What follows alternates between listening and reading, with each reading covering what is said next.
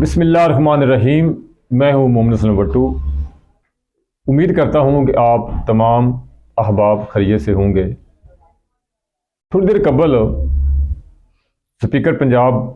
Speaker कौमी assembly मोहतरम जनाब राजा परवेज़ अशरफ साहब मीडिया से गुफ्तगू फरमा रहे थे और उन्होंने फरमाया कि हम जमहूरियत को मजबूत करना चाहते हैं, पार्लिमान को मजबूत करना चाहते हैं। पीटीआई वाले वापस पार्लिमान में आए, जमहूरियत मजबूत होगी। अच्छा, सवाल ये है कि आप जिस भी सियासतदान को सुने, जिसका भाषण सुने, जिसकी तकरीर सुने, हर सियासतदान यही कहेगा कि हम जमहूरियत को मजबूत करना चाहते हैं।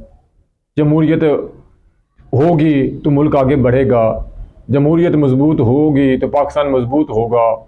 अब सवाल ये पैदा होता है कि ये जमहूरियत क्या है? कान पक गए, कान थक गए इन लोगों के यही भाषण सुनते सुनते। जिसको भी जो भी बोलता है उसके मुंह से जमहूरियत जमहूरियत जमहूरियत। अब सवाल ये पैदा होता है कि ये जमहूरियत है क्या? इस जमहूरियत ने अवाम को क्या दिया है? ये जो जमहूरियत कहते हैं उसने जमहूर को क्या दिया है? ये वो सबसे बड़ा सवाल जो इन लोगों से पूछना चाहिए। जिस सवाल का जवाब इन लोगों को देना चाहिए। अवाम इस सवाल का जवाब मांगते हैं कि जनाब, जिस जमहूरियत जमहूरियत जमहूरियत की आप रट लगाते हैं, उस जमहूरियत ने कौम को, अवाम को, मुल्क को दिया क्या है? आपने तो उस जमहूरियत का नाम लेकर, उस जमहूरियत अलाप कर आपने तो बहुत कुछ कमा लिया, बहुत स्ट्रॉन्ग हो गए, बहुत बड़े बड़े उहदों तक पहुंच गए, बड़े बड़े मनसबों तक पहुंच गए, इक़्तिदार भी मिल गया, हुकूमत भी मिल गई, वजारत भी मिल गई, बहुत कुछ मिल गया, बैंक बैलेंस में भी मुजरा तौर पर बहुत ज़्यादा इजाफा हो गया, बहुत असासे बढ़ गए, सब कुछ हो गया, अपने ज़ीज़ोकारों को भी नवाज लिया। लेकिन सवाल ये पैदा होता है कि इस गरीब अवाम को आपकी जमहूरियत ने क्या दिया? जो भी बोलता है वो कहता है जी जमहूरियत वो आगे नहीं बढ़ने दिया जाता। ये भी एक बहुत बड़ा सवाल है जी, जमहूरियत को आगे नहीं बढ़ना दिया जाता जी, सब खून मार दिया जाता है। अब ये भी सवाल पैदा होता है कि ये जो आप कहते हैं ना जमहूरियत को आगे बढ़ने नहीं दिया जाता, तो इस जमहूरियत को आगे ना बढ़ने में अवाम का क्या कसूर है भाई? आप खुद अपने दावों पर गौर करें कि अगर जमहूरियत को आगे नहीं बढ़ने दिया जाता तो उसमें कसूर किसका है? कौन आड़े आता है? कौन जमहूरियत की गाड़ी के सामने ट्रक लेकर खड़ा हो जाता है? किसने आपकी जमहूरियत इसकी दोशीज़ा को रोका है?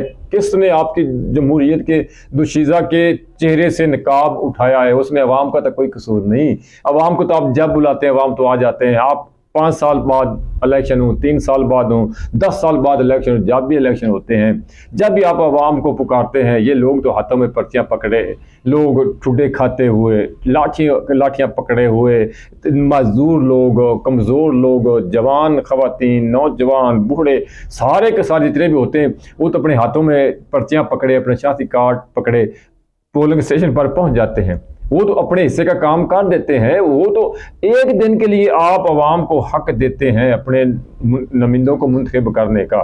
अवाम तो अपना हक अदा कर देते हैं। वो तो अपनी अपनी मर्जी का, अपनी अपनी पसंद का नुमाइंदा मुकर्रर कर देते हैं, उनको वोट कर देते हैं। आगे ये आपका काम होता है ना कि उस जमहूरियत को मजबूत करें, उस जमहूरियत को बचाएं। उस जमहूरियत पर कौन शब खून मारता है?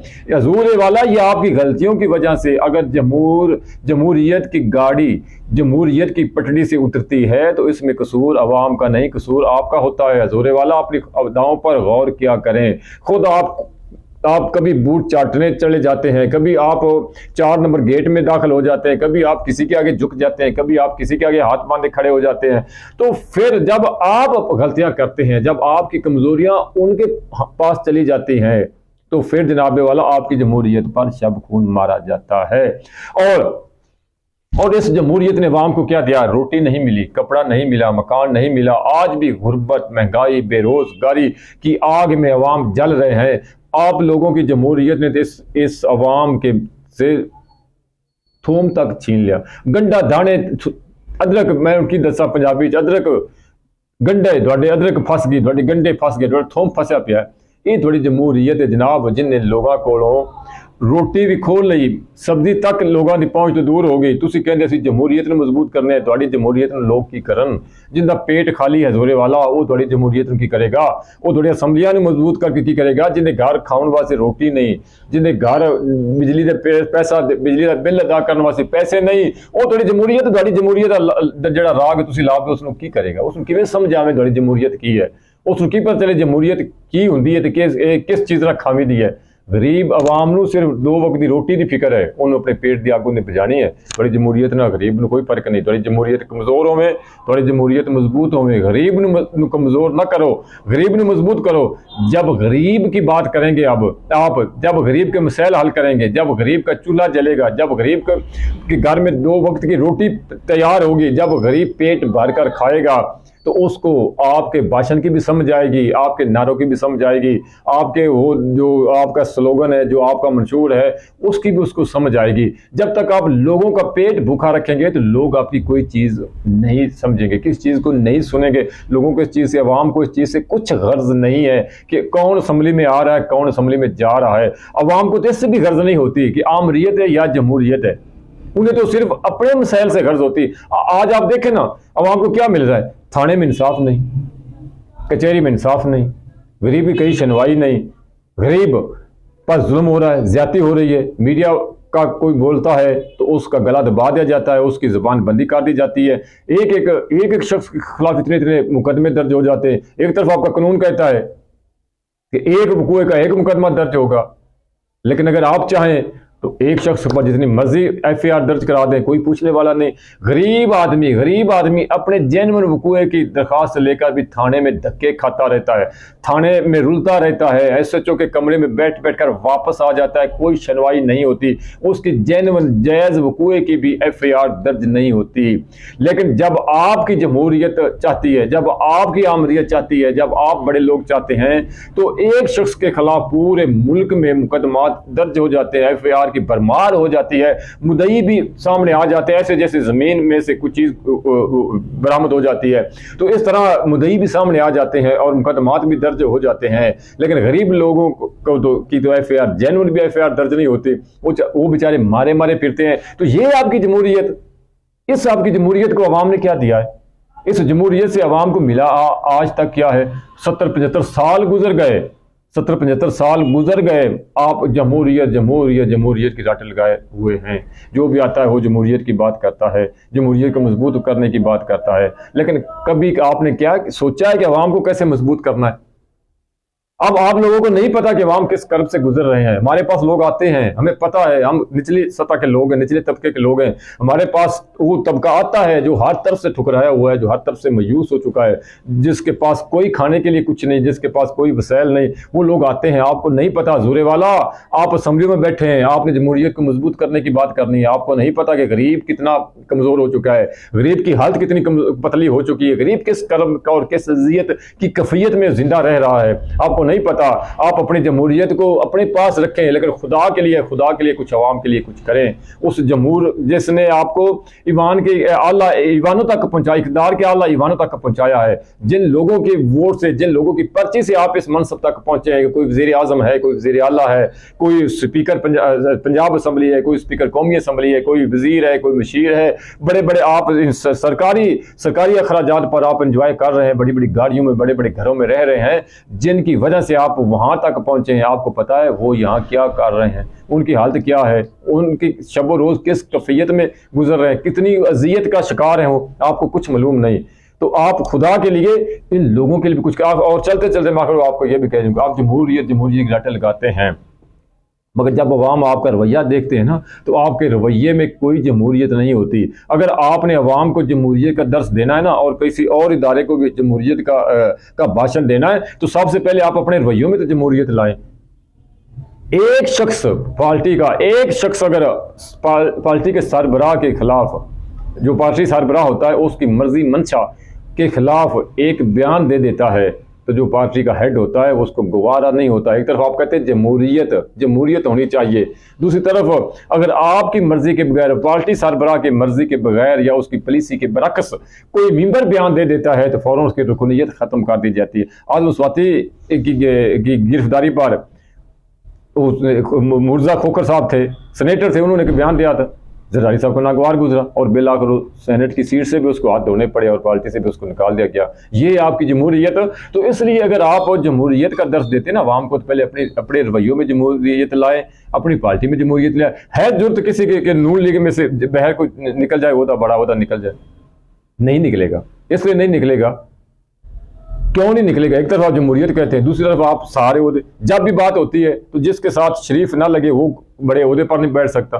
पंजाब असम्बली का वज़ीर आला हो शरीफ खानदान से, पार्टी का सरबराह हो शरीफ खानदान से, कौमी असम्बली में जाए शरीफ खानदान से, बहर कोई नहीं नजर आता। 3 दफा वज़ीर आज़म बन के नवाज शरीफ साहब, आप भी हो वापस तशरीफ ला रहे हैं, माशाल्लाह बन जाएंगे जल्दी, जो हमारा सिस्टम बन जाएंगे। कोई और नहीं है आपके पार्टी में जो इस ओहदे तक पहुंच जाए। हमारे हल्के के चौधरी इफ्तिखार चच्चर साहब थे, बड़े एक्टिव हैं, 3-4 दफा तकरीबन 4-5 दफा वो MP बने, लोग उनको सदाबहार MP कहते हैं।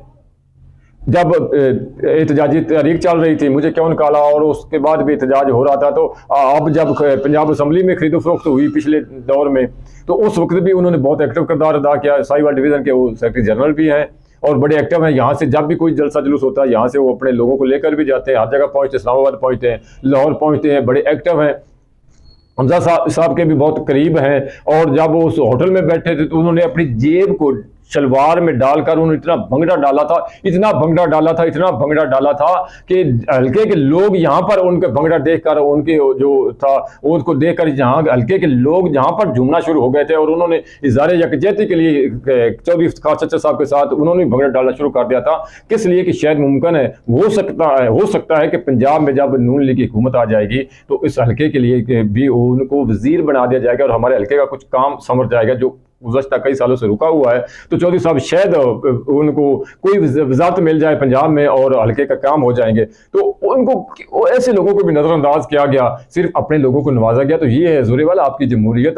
इस जमहूरियत से अब लोग तंग आ चुके हैं। लोगों को नहीं, मैं आखिर में फिर यही कहूँगा, लोगों को कुछ गर्ज नहीं कि जमहूरियत हो या आमरियत हो, लोगों को अपने मसाइल के हल से गर्ज है, लोगों को अपने 2 वक्त की रोजी रोटी से ताल्लुक है, लोगों को अपने रोज़मर्रा के मामूलात को सही तरीके से चलने से गर्ज है। उनको इस चीज से कुछ गर्ज नहीं है कि आप जमहूरियत, आपके यहाँ जमहूरियत है या आपके यहाँ आमरियत है। उन्होंने अपने मसाइल का हल चाहिए होता है और बदकिस्मती के साथ उनके मसाइल का हल किसी के पास नहीं है, आमरियत में भी नहीं और जमहूरियत में भी नहीं। जो हमारे लोग हैं, जो हमारे अवाम हैं, ये आमरियत में भी इसी तरह रुलते रहे और जमहूरियत में भी इस तरह रुलते रहे। तो मैं इस वीडियो पर आपसे कमेंट जरूर चाहूँगा कि अगर आप कितनी मेरी इस गुफ्तगू से मुतमिन हुए हैं, कितने मुतफिक हैं, आया कि वाकई हमारे मुल्क में जमहूरियत है या कि सिर्फ जमहूरियत का राग अलापा जाता है। तो इस वीडियो को, इस वीडियो को ज़्यादा शेयर करें और अपनी राय का इज़हार ज़रूर करें कि आप कितने मुतमिन हैं ये जो हमारे मुल्क में मोहतरमा जमहूरियत साहिबा मौजूद है, इससे आप कितने मुतमिन हैं। बड़ी मेहरबानी, शुक्रिया, अल्लाह हाफिज़।